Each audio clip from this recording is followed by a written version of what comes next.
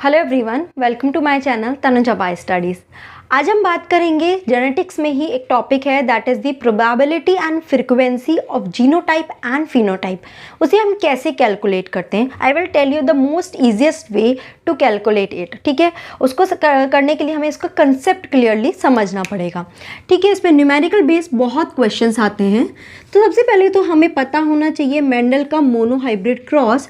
Mendel ने क्या cross किया था? इसने सपोज कुछ भी लेते हैं कि उसने capital T and small T tall plant and dwarf plant को क्रॉस कराया। क्रॉस कराने से उससे हमें जनरेशन मिली that is the hybrid generation. This is called the F1 generation. जब इस F1 जनरेशन को सेल्फ क्रॉस कराया गया तो उस पे जो भी रिजल्ट आया उससे हम बात करेंगे जीनोटाइप और फिनोटाइप की। तो देखिए, इसे क्रॉस कराते हैं, इसमें दो तरह के गैमीट बन पाएंगे that capital T and small T. So चलिए यहाँ पे लिखते हैं इसको, ये आप बहुत अच्छे से जानते होंगे।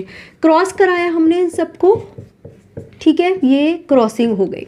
ओके, अब इससे हम जीनोटाइप और फिनोटाइप लिखते हैं।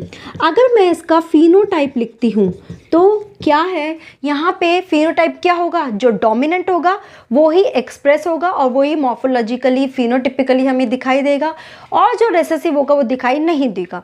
रेसेसिव किस केस में दिखाई देगा? जब वो आइडेंटिकल पोजीशन में होगा, मतलब कि पेयर्ड में वो रेसेसिव, दोनों ही रेसेसिव होंगे तभी वो एक्सप्रेस कर पाएगा। यानी कि जो कैपिटल टी है और स्मॉल टी है, ठीक है। जब प्रोबेबिलिटी हम बोलते हैं ना, तो प्रोबेबिलिटी में हम क्या बोलते हैं? जो भी पर्टिकुलर जिसकी भी हम बात कर रहे हैं वो पर्टिकुलर लिखते हैं, और अपॉन या डिवाइडेड बाय टोटल। नीचे हम क्या लिखते हैं कि टोटल में से उस पर्टिकुलर चीज़ की हम बात कर रहे हैं, तो पर्टिकुलर का जितना भी नंबर है अपॉन टोटल जितना भी नंबर है। देखिए, अब कैपिटल टी यहाँ पे कितने हैं? 1 2 3। फिनोटिपिकली यहाँ तीनों में ही कौन कौन से प्लांट जनरेट होंगे? Tall, tall and tall. तो यानी कि टॉल की प्रोबेबिलिटी इस पूरे पुनेट स्क्वायर में कितनी है? It is 3। एंड टोटल कितने प्लांट हैं? 4। So it is 3/4 probability. Small T की कितनी है? मतलब कि ड्वार्फ प्लांट कितने हैं यहाँ पर? That is 1 plant. And total कितने हैं यहाँ पे? 4 प्लांट, दैट इज 1/4। समझ में आया? ठीक है, अब हम बात करते हैं जीनोटाइप की। अगर हम जीनोटाइप की फ्रीक्वेंसी लिखें तो क्या होगी? जीनोटाइप में हमारे पास 3 तरह का जीनोटाइप मिल रहा है, this one and this one. ठीक है, बहुत सिंपल है। ये वाला जीनोटाइप कितना है? इसमें 1 ही है, तो इसकी फ्रीक्वेंसी कितनी होगी? 1, टोटल नंबर 4, 1/4। यहाँ पे ये वाला जीनोटाइप कितने हैं? 2 है, तो it will B 2/4। And small T one वाला 1/4। ठीक है, इसको फर्दर मैं कट कर सकती हूँ, तो इसको ऐसे भी रिप्रेजेंट किया जाता है 1/2। समझ में आया? अब आपको बस ये ध्यान रखना है, जब फिनोटाइप होता है ना तो उसमें हमें सिंगल लेटर के थ्रू ही दिखाया जाता है कि लाइक कैपिटल ए, जैसे सपोज मैंने ये लिख दिया, ऐसा कुछ लिख दिया, तो इसमें हम क्या देख रहे हैं? फिनोटाइप देख रहे हैं। इसकी अगर मैं आपको फ्रीक्वेंसी या प्रोबेबिलिटी जानने के लिए बोलूँगी तो हम इसकी सिंगल दिया है, that is they are talking about phenotype. But अगर ऐसा कुछ लिखा होगा, कुछ ऐसा लिखा होगा, तो यहाँ पे क्या कर रहे हैं? हम जीनोटाइप की बात कर रहे हैं। समझ में आया? जीनोटाइप में हम इस तरह से ही उसे शो करते हैं। आई थिंक ये आपको क्लियर होगा। ठीक है, तो चलिए अब हम बात करते हैं, सपोज एक और, ये तो मोनोहाइब्रिड क्रॉस हुआ। अगर मेंडल के डाई हाइब्रिड क्रॉस में देखेंगे तो डाई हाइब्रिड क्रॉस में 4 टाइप की जीनोटाइप मिलते हैं, that is AB, small capital AB, small AB and this one. ठीक है, अब फिनोटाइप भी यहाँ पे 2 जो एलील है वो पार्टिसिपेट कर रहे हैं, मतलब 2 डिफरेंट ट्रेट पार्टिसिपेट कर रहे हैं। तो यहाँ पे ये 2 डिफरेंट है, तो मुझे इनको क्या कराना पड़ेगा? जब इसके बीच में कुछ साइन नहीं होता है, that show and sign, A and B। क्या शो करता है? A एंड B, और एंड को रिप्रेजेंट करते हैं मल्टीप्लिकेशन के साइन के थ्रू। तो यहाँ पे A का सिंबल कैपिटल है, तो कितना हो गया? That is 3/4 multiplied by capital B है, that is also 3/4। So it will B 9/16 probability. अगर आपने इसका ध्यान दिया हो, डाई हाइब्रिड क्रॉस का जब पुनेट स्क्वायर देखते हैं तो उसमें कितने रिजल्ट मिलते हैं, हमें 16 रिजल्ट मिलते हैं। अंडरस्टूड? तो यहाँ पे टोटल नंबर 16 इस तरह से आ गया। ठीक है, डायरेक्ट सॉल्व कर लिया, नहीं तो हम डायरेक्ट पुनेट स्क्वायर में भी उसे कैलकुलेट या काउंट कर सकते हैं, उसके थ्रू भी हमें डायरेक्ट रिजल्ट मिल जाता है।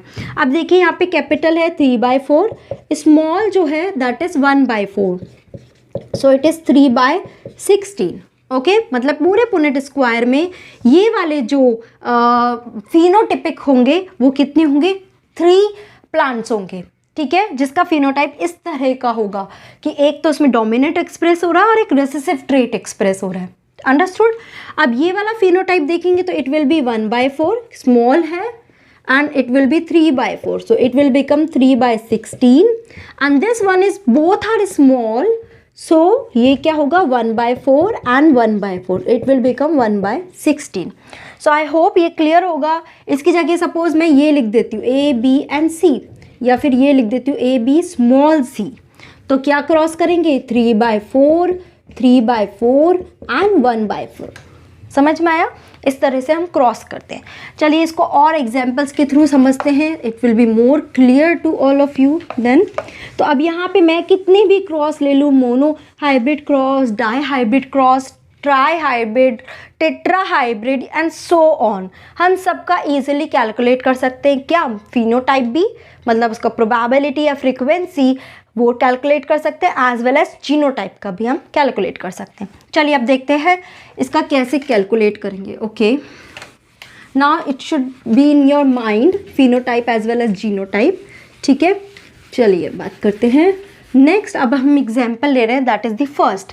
इसका फ्रीक्वेंसी बताइए। अब देखिए ये सिंगल सिंगल ही है, इसका फिनोटिपिक फ्रीक्वेंसी बताना है।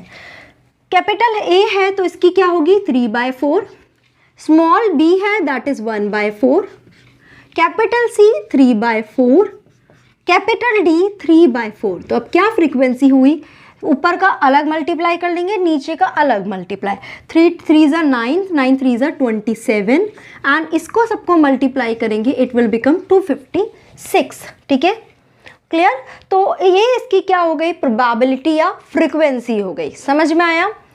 अगर सपोज इसके ऊपर क्वेश्चन आता है एल्बिनिज्म के ऊपर, albinism is a recessive trait, इस पर क्वेश्चन क्या आता है कि 2 पेरेंट है, एल्बिनिज्म है, या तो उसमें कैरियर हो सकता है वो, ठीक है, जो भी है, 2 पेरेंट जब क्रॉस कर रहे हैं उनसे क्या 3 चिल्ड्रन पैदा हो रहे हैं, क्या हो रहे हैं 3 children are forming. Okay, now इस 3 चिल्ड्रन में 2 चिल्ड्रन तो कैसे होने चाहिए, नॉर्मल होने चाहिए, और एक चाइल्ड कैसा होना चाहिए, एल्बिनिज्म वाला होना चाहिए।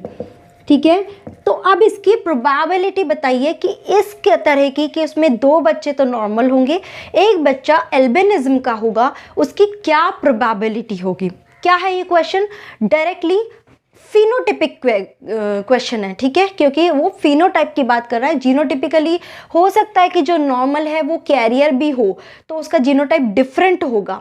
समझ आ रहा है कि नॉर्मल में सपोज ये वाला नॉर्मल है, इसमें ये वाला भी हो सकता है, एक्सप्रेस तो कैपिटल ए ही होगा तो नॉर्मल ही होगा वो चाइल्ड, बट उसमें रिसेसिव ट्रेट भी आ रहा है, बट वो एक्सप्रेस नहीं हो रहा है। ठीक है, तो यहाँ पे हम सिर्फ फिनोटाइप की बात कर रहे हैं।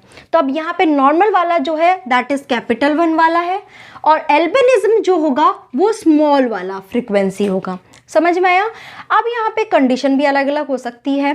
सपोज पहली कंडीशन में क्या हुआ, जो फर्स्ट चाइल्ड हुआ वो एल्बिनिज्म का हुआ, ठीक है, फिर सेकंड चाइल्ड जो हुआ वो नॉर्मल हुआ, and the third child again will become normal. 3 बच्चों का ही प्रोबेबिलिटी देखना है। First child 1/4, normal 3/4, again normal 3/4, it will become 9/4 4 ज़ा 16, 16 4 ज़ा 64। ये फ्रिक्वेंसी हो गई। ओके, सेकेंड केस देखते हैं कि हो सकता है फर्स्ट चाइल्ड तो नॉर्मल पैदा हुआ, सेकेंड चाइल्ड में क्या हुई, एल्बिनिज्म हुआ, and the third child again normal. तो इसकी फ्रिक्वेंसी देखते हैं, it will B 3/4, 1/4, again 3/4, it is also again 9/64। Third condition क्या हो सकती है, the first child is normal, again the second child is normal, and the third one is now albinism 1। Okay तो देखते हैं 3/4, 3/4 एंड 1/4, इट विल बिकम 9/64। मतलब तीनों case में ही 9/64 का प्रोबेबिलिटी होगी, बट केसेस अलग अलग हो सकते हैं। चाइल्ड पहले कौन सा वाला होगा दैट डिफरेंट हो सकता है, ठीक है। तीनों में ही अलग अलग probability. So this is how we solve this kind of question of any type, मतलब एल्बिनिज्म के अलावा और कुछ भी लिया जा सकता है, ठीक है। चलिए ये दोनों तो फिनोटाइप के ऊपर हो गए, अब एक जीनोटाइप का क्वेश्चन भी सॉल्व करते हैं। ओके सो जीनोटाइप में मैंने आपको बताया कि दोनों अलील बताया जाएगा, उसमें सिंगल नहीं बताया जाएगा। तो देखिए इसमें जैसे ही बताया ए स्मॉल ए, मतलब दोनों अलील बता रहे हैं। यहाँ पे क्या कर रहे हैं, दो पेरेंट है, सपोज ये फादर है और ये मदर है, दोनों का मैरी हो रहा है और से इस तरह का प्रोजेनी जनरेट हो रहे हैं, तीन तरह के। दे आर आस्किंग कि इन तीनों प्रोजेनी का जीनोटाइप फ्रीक्वेंसी बताओ या प्रोबेबिलिटी बताओ। चलिए देखते हैं। इसकी पहले capital A small A, I told you, मैं दोबारा लिख देती हूँ यहाँ पे, ये तीन कंडीशन है जीनोटाइप में। इसका फ्रीक्वेंसी 1/4 होता है, इसका 2/4 होता है जिसको हम 1/2 लिखते हैं, और इसकी होती है 1/4। क्लियर। चलिए अब यहाँ पे लिखते हैं दिस वन, इसकी क्या लिखेंगे 1/2। Then again this is also 1/2। Capital B small B hybrid condition है, 1/2 ही लिखेंगे। ये भी हाइब्रिड कंडीशन है, 1/2 ही लिखेंगे। And this is also hybrid condition. तो अब देखिए क्या फ्रिक्वेंसी हुई, ऊपर तो 1 ही हो गया और यहाँ पे क्या हुआ 2 2 ज़ा 4, 2 ज़ा 8, 8 2 ज़ा 16। So it will be frequency. Next लेते हैं स्मॉल ए, सेम है 1/4। This is also same, B small B 1/4।